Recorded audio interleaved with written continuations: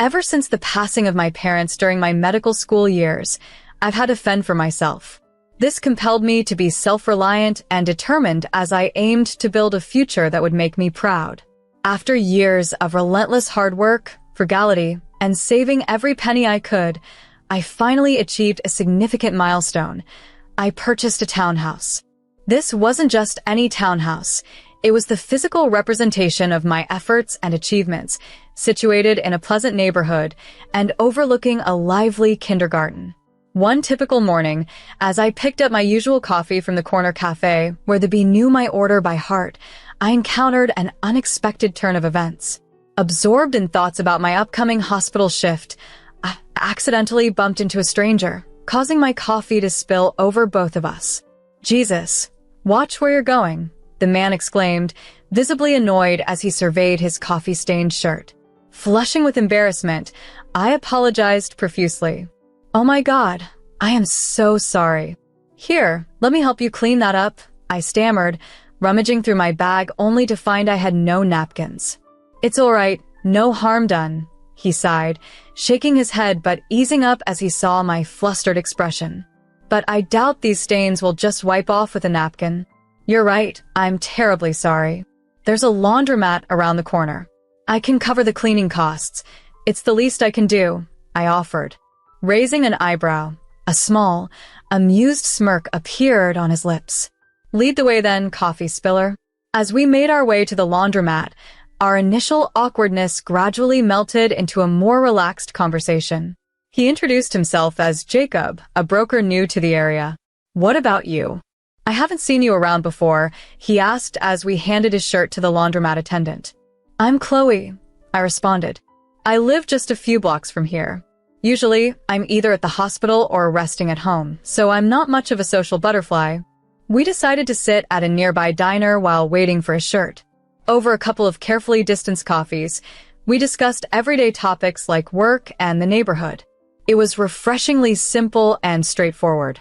"Look, Chloe," he said as we collected his now stain-free shirt, "I owe you one for helping me out. Let me take you out to dinner, my treat." "No more coffee disasters, I promise." I hesitated briefly. He seemed sincere, and considering the morning's mishap, I felt a night out might be just what I needed. "All right, Jacob, it's a deal. But if this is some elaborate scheme to get free medical advice, you'll be disappointed." "Don't worry, I'll try to keep it strictly non-medical," he chuckled. "How's Friday night?" I asked. "Friday works." "It's a date then," I replied, handing him his shirt. We exchanged numbers, and as he walked away, I couldn't help but feel that this unexpected encounter might just be the beginning of something good. From that accidental coffee spill and the subsequent shirt rescue mission, Jacob and I started seeing each other more frequently. It all began with that promised dinner, which turned out to be a delightful evening. It was a magical evening at our favorite Italian restaurant in town, a spot Jacob had passionately recommended as the top choice around. Conversing with Jacob was effortless. Despite his day job in real estate, he was surprisingly knowledgeable on diverse topics. As the night came to a close, a mischievous spark in his eyes, he playfully asked, "So, life-changing enough for you?" I couldn't help but laugh and nod. "You've won this round," I admitted, still savoring the exceptional pasta. From that night forward, Jacob and I became virtually inseparable. He was always crafting fun plans for us, whether it was a cozy movie night, exploring a local art exhibition, or just leisurely strolling through the park. Jacob had a unique way of turning ordinary days into memorable adventures. One evening, while we were walking by the river and admiring the city lights shimmering on the water, he paused, turned to me with his sincere eyes, and said, "Chloe, I've got something to tell you." My heart raced with both excitement and nervousness. "What's up?" I asked. "I'm falling pretty hard for you," he confessed, his tone earnest. "And I don't want to scare you, but I think this could be something real." I took a deep breath, feeling the cool night air. "I'm falling too, Jacob. And no, you're not scaring me off." A few months into our whirlwind romance, during a cozy dinner at my place, with Jacob proving his culinary prowess to challenge the memorable pasta of our first date, he surprised me with a proposal that left me speechless. He had just served some delicious lasagna and, taking my hands in his, he asked, "Chloe, I know things have moved quickly between us, but when you know, you just know. Marry me?" I didn't hesitate. It felt utterly right. "Yes, Jacob, yes, I will marry you." We spent the rest of the night talking about our future, finding a place together, and starting a family. Everything seemed perfect, and I couldn't recall the last time I had been this joyful. However, the unexpected return of Jacob's parents from Thailand, just before our wedding, introduced a change I hadn't foreseen. They had spent many years living abroad, but decided to come back for good upon learning about their son's upcoming wedding. Initially, they were incredibly warm and welcoming. "We're so thrilled to finally meet the woman who has captured our Jacob's heart," his mother exclaimed with a warm squeeze of my hands. His father, a man with a robust laugh, patted Jacob on the back. "You've chosen well, son. We're excited to be part of this joyous occasion." Their initial warmth was reassuring, and I was optimistic about our new family dynamics. However, this initial friendliness soon shifted towards becoming overly intrusive. Delilah, Jacob's mother, began treating our home as though it was her own, with her husband Jackson quickly following suit.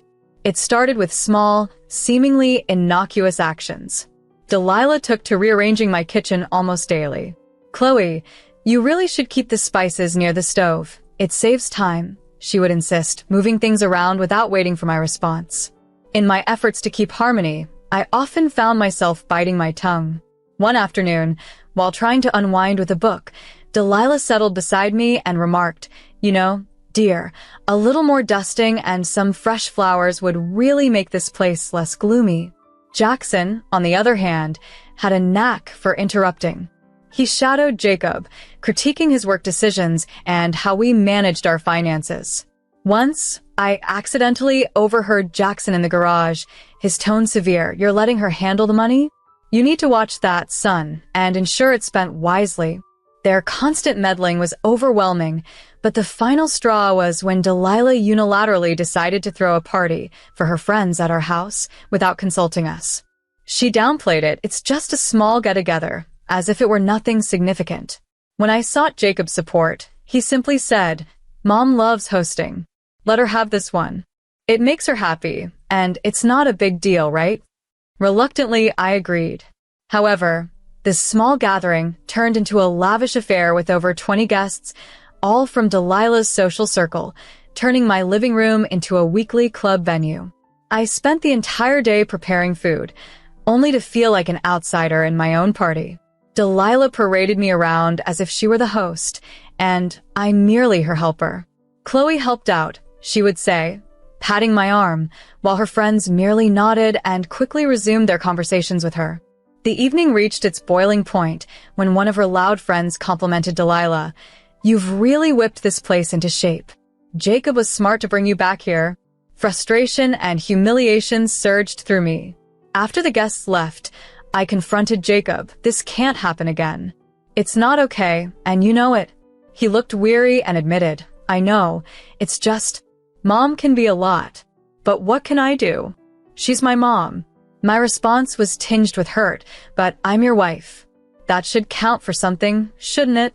He had no reply, and I spent the night awake, dreading that this disregard for my boundaries would define my future. Week after week, my home became the venue for Delilah's endless social gatherings. Each event, with its noise and disregard for our space, left me feeling more alienated. Eventually, I reached my limit. One day, I firmly told Delilah, "I'm sorry, but we can't host these parties every Saturday. It's just too much." Her shock was immediate, her response fiery. "Too much? You ungrateful girl. This is what family does for each other." But I knew I had to stand my ground for the sake of my own well-being. We provide hospitality and entertainment, and we support each other. As Delilah spoke, her voice grew louder with each declaration, making the walls of my home feel as though they were closing in on me. "Delilah, please lower your voice. Let's discuss this calmly." However, calmness was clearly not on her agenda. Her face flushed a deep red, a hue so intense it reminded me of dramatic scenes from films. She began to pace, her arms waving frantically, and then, to my horror, she started tossing decorative pillows across the room as if they were stand-ins for my face. "You need to listen," she yelled. "If you don't agree to these small favors, I can make life extremely difficult for you." Her voice was loud now, cutting through the friendly facade we had maintained. When she threatened to push her son to divorce me if I didn't agree, a chill ran through me. "Jacob will side with me. He always does. Don't fool yourself into thinking he'll choose you over his own mother." I was staggered. She was using the threat of divorce as leverage to control me, revealing just how much Jacob was still influenced by his mother. It felt like a physical blow. At that moment, Jacob, hearing the noise, rushed into the room. "Mom, what's going on here?" He was visibly confused, looking back and forth between his angry mother and me. "Your wife is being unreasonable, Jacob.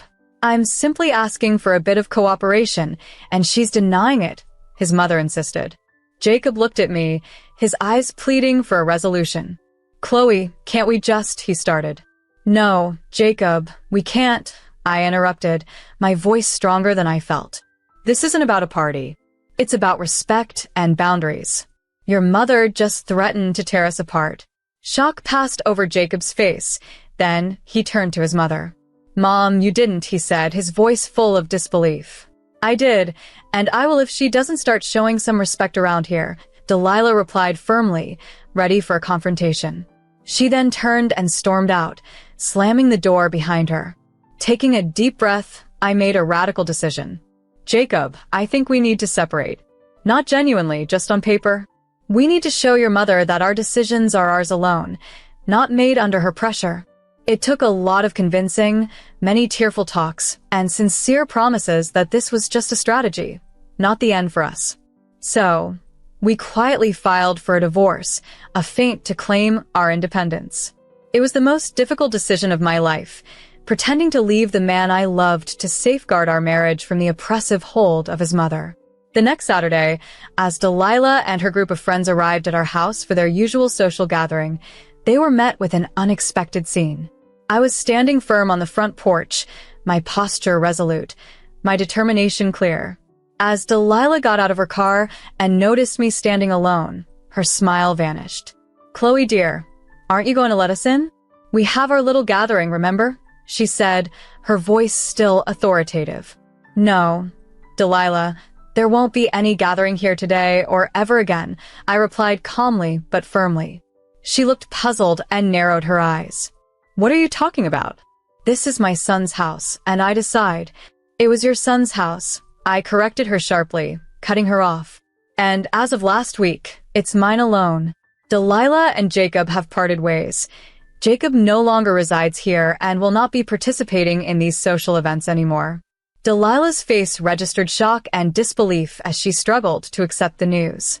She insisted this must be a mistake, claiming Jacob would never agree to such a thing.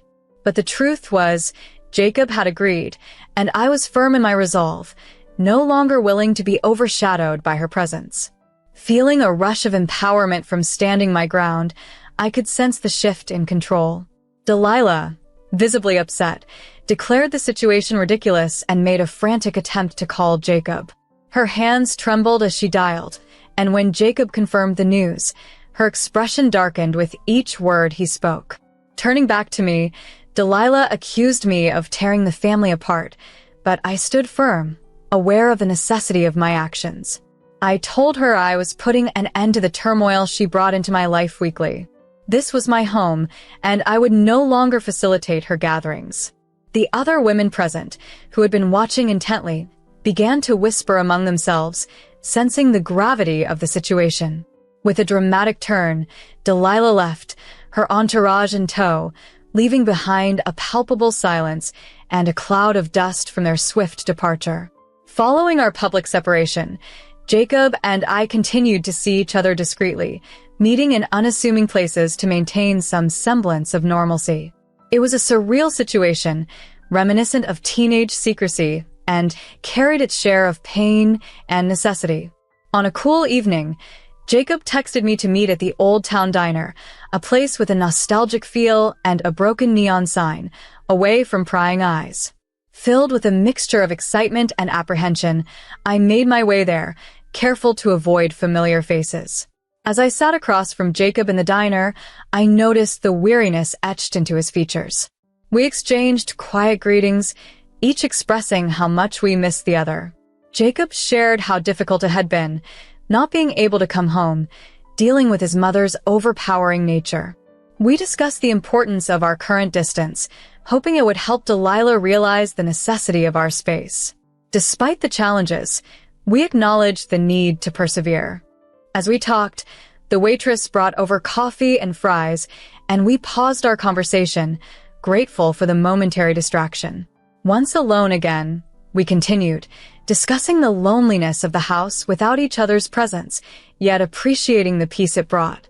The evening unfolded with a quiet, bittersweet intimacy, a stark contrast to the chaos we had left behind. "Chloe, I've been reflecting," Jacob began, snapping a fry in three. "Perhaps it's time we searched for a new place, somewhere we can start anew, away from the current turmoil." The thought was both exciting and intimidating. I liked the idea, but what about our finances and this house? I questioned. "We'll manage," he replied with assurance. "I'll handle the house details, perhaps even speak with a broker about selling it. As for finances, we've always worked well together on that front." "That's true," I concurred, a flicker of hope igniting within me at the prospect of a fresh start just for us. "Let's do it. Let's find a place that's truly ours." We spent the next hour discussing potential neighborhoods, the kind of home we'd like, and our decorating plans. Dreaming together and planning our future felt uplifting, a contrast to the past few months. When it was time to leave the diner, the cool air made me shiver. Jacob took off his jacket and draped it over my shoulders. "I've got you," he murmured, drawing me into a warm embrace. "I know," I whispered back, clinging to him. "And I've got you." That night, we parted with a plan and our spirits buoyed by the promise of a new beginning. It wouldn't be easy, but with Jacob by my side, I was confident we could face anything, even Delilah. A year later, our efforts bore fruit. I had saved enough money, and Jacob, utilizing his real estate expertise, secured us a splendid house in a fantastic area with a beautiful garden. To commemorate and solidify our renewed commitment, we opted for a quiet re-wedding with a few close friends privy to our journey. As we reaffirmed our vows, the burdens of the previous year seemed to dissolve. Eventually, we needed to retrieve a few last items from our former townhouse. One Saturday morning, we drove there, only to find Delilah and Jackson waiting at the front door. Delilah's face beamed unnervingly as we approached. "We need to talk about family gatherings. Now that you're back, we can start planning the next one right here," she exclaimed eagerly. Jacob's expression darkened. "Mom, we're not staying. We're just here to pick up some things. We've moved out." Her smile briefly wavered, but then returned. "Moved out? Oh, then this place is free for parties." A twinge of irritation surged within me, but I maintained my composure. "Delilah, we've sold the townhouse. It's no longer ours. We're here to collect our last belongings." It took a moment for the reality to hit her, and her expression shifted from confusion to dismay. "Sold? But where will you live? Where will the—" At a recent family gathering, Jacob took a decisive step forward, his voice steady and resolute. "Mom, the townhouse is no longer our concern, and we won't be sharing our new address. I regret the way things unfolded previously, but we're embracing a new beginning. It's perhaps time for you and Dad to rediscover your passion for travel, like you used to." Delilah, previously bubbling with excitement, was visibly taken aback. Her mouth moved as if to speak, but no words came out. Jackson, who had been silently watching the conversation, placed a comforting hand on her shoulder, which she quickly shrugged off, her eyes locked onto Jacob. "You're choosing her over your own family?" Delilah's voice trembled with a blend of anger and pain. "Yes, Mom. I am choosing my wife," Jacob responded firmly. "It's not about taking sides. It's about honoring our life together." Before Delilah could respond, Jacob gently kissed my hands, reaffirming his commitment in front of his parents. Delilah stood still, her expression a mix of frustration and disbelief. Jackson seemed to understand that the argument was settled and slowly guided her back to their car. After moving into our new home, the tranquility I had longed for seemed within reach. Jacob and I cherished our newfound privacy and the freedom that accompanied it. However, Delilah DS in a desperate attempt to discover our whereabouts. Thankfully, our friends respected our privacy, keeping our address confidential and supporting our decision to maintain our privacy. Delilah's frustration mounted with every failed attempt to reach us, and she began to confront us more directly. The phone calls became more frequent and intrusive. From the outset, Jacob and I agreed that responding to her would only fuel her actions, so we chose to ignore the calls. This only infuriated her further, driving her to take more drastic measures. One evening, after a particularly exhausting day at the hospital, I was heading to my car when I saw Delilah waiting in the staff parking lot. My heart sank. As I approached, her expression was one of anger and resolve. "Chloe, you can't ignore me forever. Tell me where you live," she demanded, her tone sharp. Keeping my distance, I warned her, "Delilah, this has to stop. You're not welcome here, and you're certainly not welcome in our lives if this continues." She scoffed and stepped closer, her presence more intimidating. "You think you can just shut me out? Jacob is my son. I have rights." My patience thinned, and my concern for my safety grew. "If you don't leave now, I'm calling security. This is harassment, Delilah." Her eyes narrowed, disbelieving I would take a stand. Without another word, I pulled out my phone and dialed security. Within minutes, a security officer arrived, and I quickly explained the situation. Delilah was still ranting as the officer approached. "Ma'am, you need to leave the premises now. You are causing a disturbance," the officer said firmly. With the officer's presence, reality seemed to dawn on Delilah. Her face flushed with anger, but she hesitated, glancing between me and the officer. "This isn't the end," she muttered, though her voice lacked conviction as she turned and walked away. After the incident, I warned her that any further approaches would lead me to involve the police and press charges for harassment. It seemed my firm stance had an impact. Delilah's attempts to contact us ceased abruptly. Weeks later, we were relieved to hear from a mutual friend that Delilah and Jackson had decided to move back to Thailand permanently. The news brought profound relief, lifting the final cloud over our new life, allowing us to truly start afresh.